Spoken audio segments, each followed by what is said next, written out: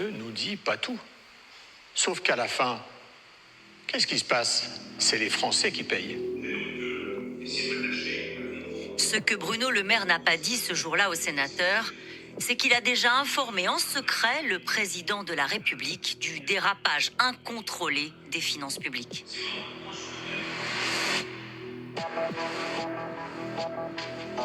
Il l'écrit dans une lettre du 6 avril 2024 que nous dévoilons en exclusivité. Son contenu est explosif. Secret. 6 avril 2024. Note pour le président de la République.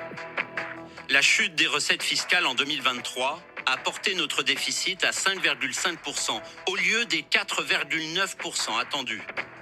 Les 10 milliards d'euros d'économies du décret d'annulation doivent être rigoureusement exécutés à l'euro près. Nous devons enfin dégager 15 milliards d'économies supplémentaires en 2024.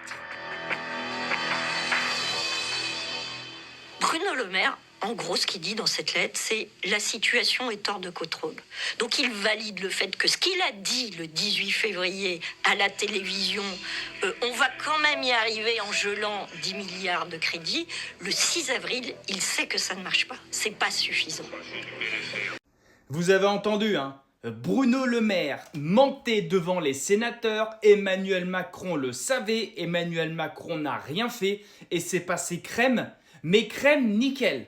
Il savait qu'on allait devant de gros problèmes, qu'on avait plus de déficit que prévu, moins de croissance, du pognon, tout ce qui était mis de côté, les soi-disant 10 milliards, il savait que ça ne suffirait pas, il savait qu'il allait encore falloir taper dans les caisses. Le truc, c'est qu'il y avait les élections européennes qui arrivaient. Et ils voulaient le maximum d'eurodéputés. Ils ont volontairement caché les chiffres aux médias, à la population et au Sénat. Volontairement. Pour le coup, Bruno Le Maire avait fait son travail. C'était de dire la situation réelle au président dans une lettre qui lui était adressée.